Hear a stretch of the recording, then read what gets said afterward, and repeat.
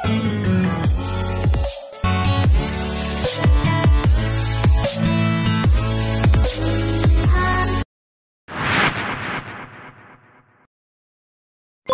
sir mga bossing, kamuting na IP on your screen again. And for today's video, i-review natin itong aking Yamaha Sniper 155. So, let's go! Yes mga boss, ito na nga yung aking Yamaha Sniper 155. And after using this for almost 4 months, para sa akin, ganun pa rin siya. Walang pinagbago. And yung kanyang forma, hindi nag-iba. Alright, so first, tignan muna natin ang kanyang remote. Kung maayos pa rin ba itong gumagana. So look at that, napaka smooth pa rin. Yes sir, it works. Ganun pa rin, tulad ng bago. Yung side stand, alright, foot peg, yes sir, magana. Side mirror, solid pa rin. Yeah, compartment. Yes. After that, let's push the seat button and here we go. Yes, bagong-bago pa rin mga bossing, no? Alagang kamoting na yan. And lock. Yes sir. Let's gonna turn on the digital panel. Yes, solid. Let's gonna turn on. Alright, napaka-smooth, napaka-responsive niya pa rin mga bossing, no? Walang pinagbago, ganun at ganun pa rin. At sa kanyang coolant mga boss, konti na lang laman yan ako nakikita nyo.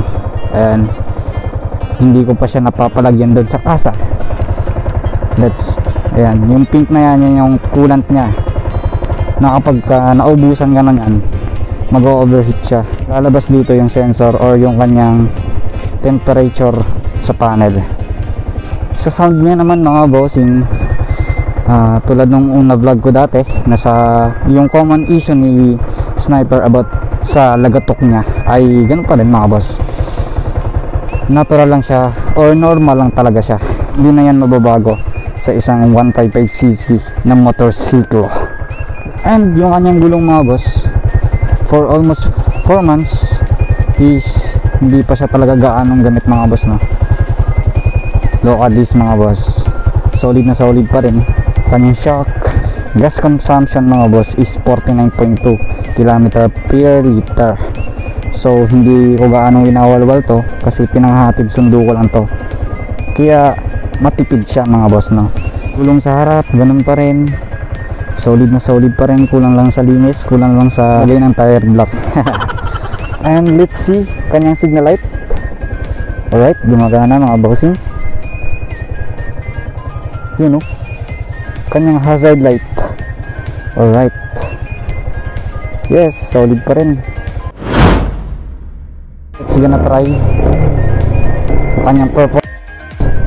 Alright, ganun at ganun pa rin, walang pinagbago, solid na solid pa rin.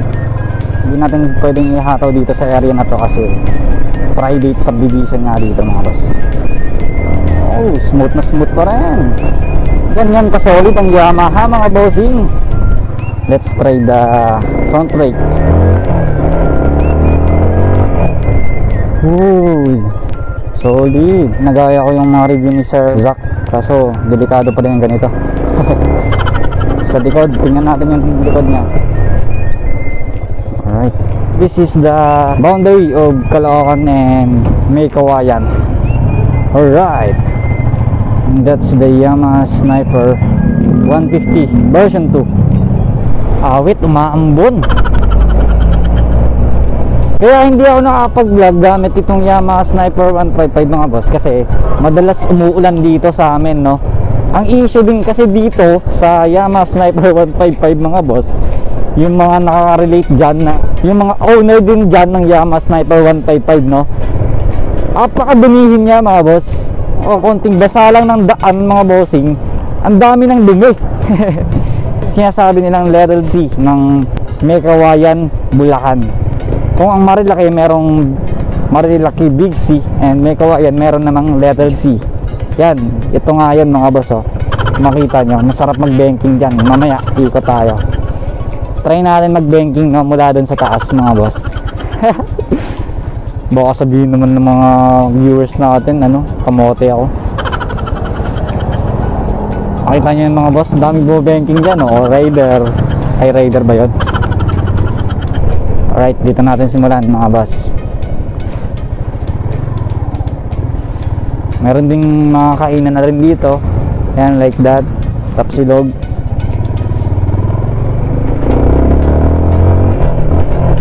Solid pa rin yung bitaw ng ano, ng clutch ko. Woo! Uy, uy. Woo! Sa kamote tayo nabuhay, sa kamote tayo lumaki, sa kamote rin tayo mamamatay. Sarap dito! Donald C. ng may kawayan, Bulacan. Woo! Do you feel that mga boss? 74, 80. Woo! Sniper, magtagtag lang malakas! Woo!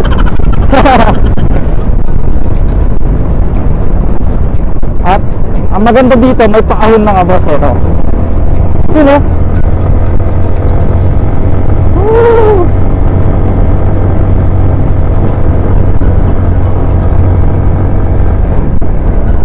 Basic na basic ay sniper. Kaso pagdating mo dito, medyo delicates na kasi masikip na yung daan dito, no? Woo! Sniper lang malakas! Woo! Yes!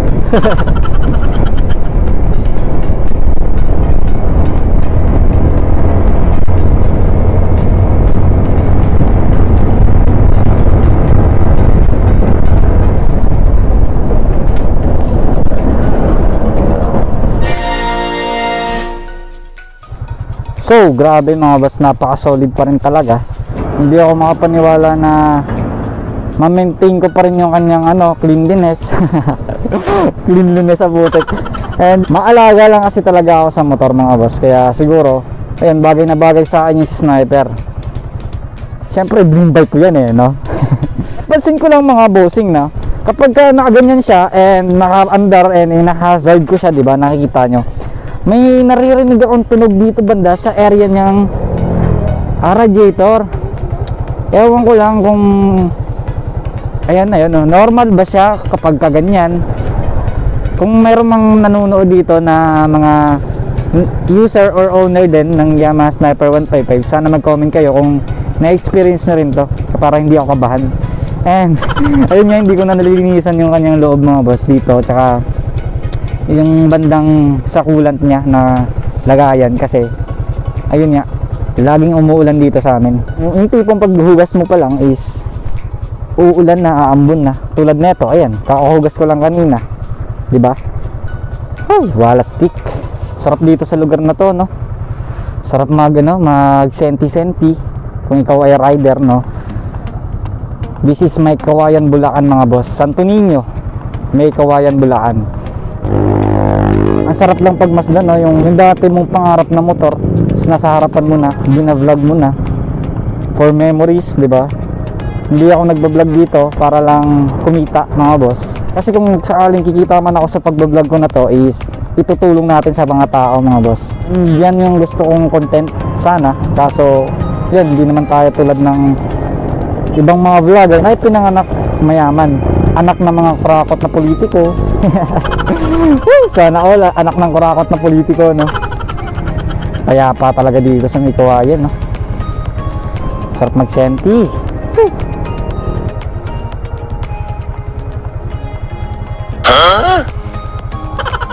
Ano boss, may vibration na rin siya, no? Nagba-vibrate na rin siya.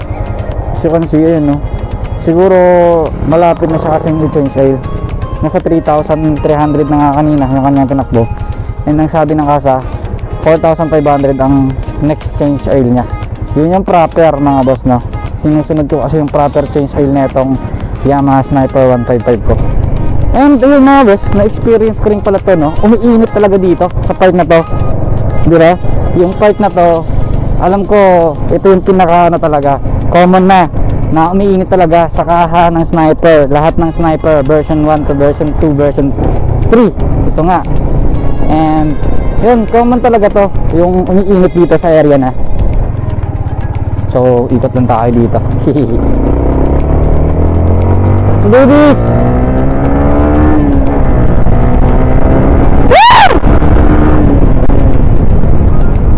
Takot ako bumengking mga boss. Uy. Uy. Woo!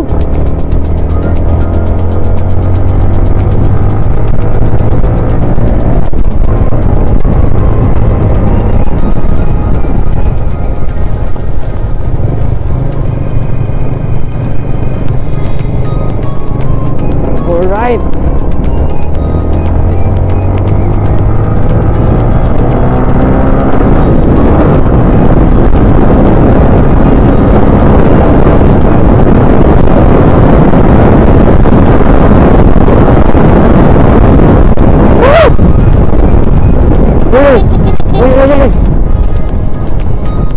Loko yung biker na yun, Kinabahan ako dun.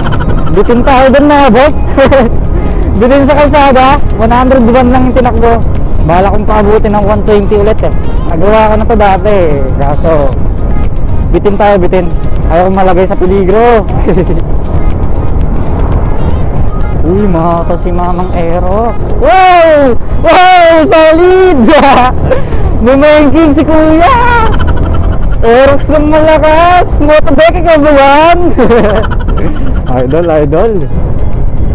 Bumibengking. Uy, bengking ulit. Gunggong! Barinig kita sa mukha Yamaha Sniper version 1. Sniper 135. And this is MacArthur Highway. Teka, masasabi ko bang worth it or sulit nga ba ang pagbili ko netong Yamaha Sniper 155 ko? Para sa akin mga bossing, oo, napakasulit niya. Kasi halos lahat or complete package na nga itong Yamaha Sniper 155. Bukod sa kanyang forma mga bossing, ay para ka lang din nakasakay sa isang sasakyan na dalawang gulong. Teka, paano ko nasabing parang sasakyan? Parang ang corny ko naman ata.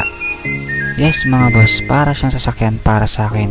Yung feeling na parang nakasakay ka sa isang sasakyan na dalawa yung gulong at tapos naka-digital pa yung panel mo, and syempre naka-dual piston ang kanyang front brake. At kung ikaw ay nagbabalak na bumili ng Sniper 155 BBA, yes mga bossing, tama lang ang desisyon nyo na ang Sniper 155 BBA ang inyong pinili.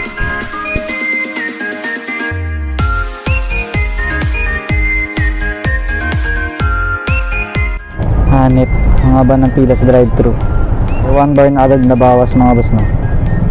Since nagbiyahe tayo kanina mula dun sa location ko sa Marilao, and umikot tayo dito sa may Kawayan, and 1 bar pa lang yung kanyang nabawas sa gas consumption. Good afternoon ma'am, dalawang lang medium fries. Ano po po? May kayo? Soft drinks. Anong available niya? Coke float, ice coffee po. Coke float. Ilan pong float? Dalawa lang. Large na po? Ano lang? Regular lang. Dalawang regular float. Yes. Yan lang po? Yan lang. Magkano lahat? Ano na lang po? Magka- 168 po. 60. Sige. Pwede ako mag-add isang burger. Po? Isang burger. Regular Ilan lang. po ng burger na Ah. kasolo? Oo. Isa lang po. Isa lang. Yun lang po. Yan lang. 13 daw na lang po.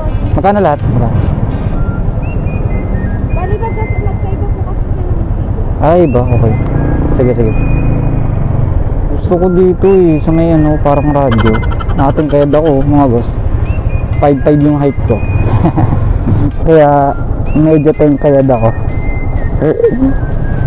Ang cute ng tignan. Nakatingkayad. Wala silang pake. Dream bike ko to Grabe.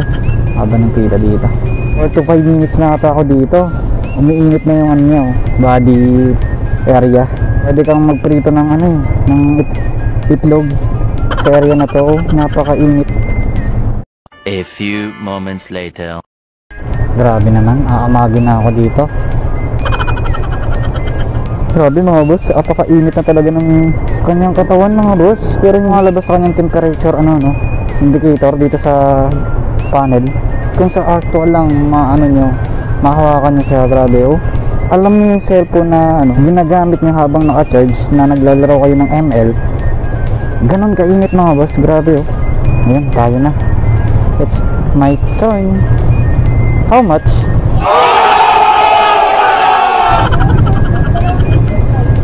Yes. 168. Okay. 35. Sakto lang na. Magkano kulang ko? Ilang burger po ba? Isa lang. 3 pesos po. Wala akong barya sorry. Thank you po. Ilang ako po ito? Uy, nalaglag pa nga.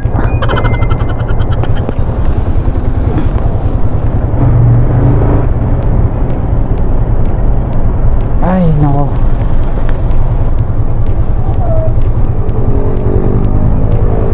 Ay, Okay daw po. may change pa ako? Okay. Thank you. Dalawa po ba resibo yun? Dalawa po resibo? Isa lang po yun. Isa lang po yun. Isa lang po yun.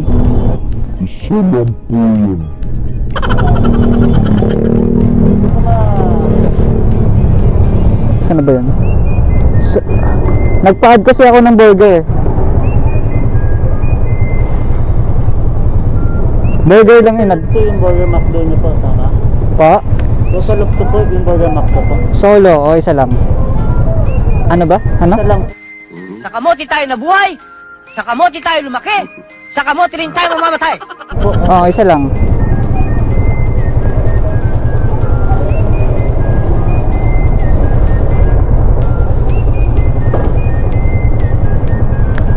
Nahulog na naman. Prone talaga sa hulog to. Bali isa lang po Burger McDo niyo. Oo, tama lang ba? O sobra yung ano nyo? Wala naman po. Wala naman, oo.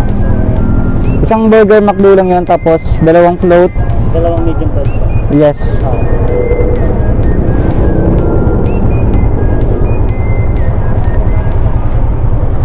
Alright.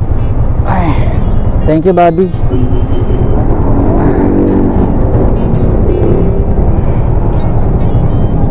Paano ba siya? Alright.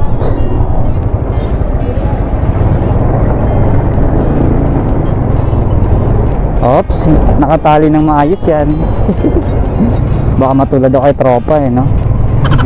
Trupa, drive trupa. That's it mga bossing. Naway nag-enjoy kayo sa review ko and na-tour ko kayo dito sa bayan ko. And maraming salamat sa inyong panunood.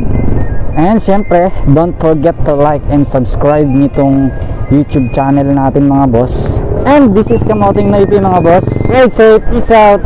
Kabudi!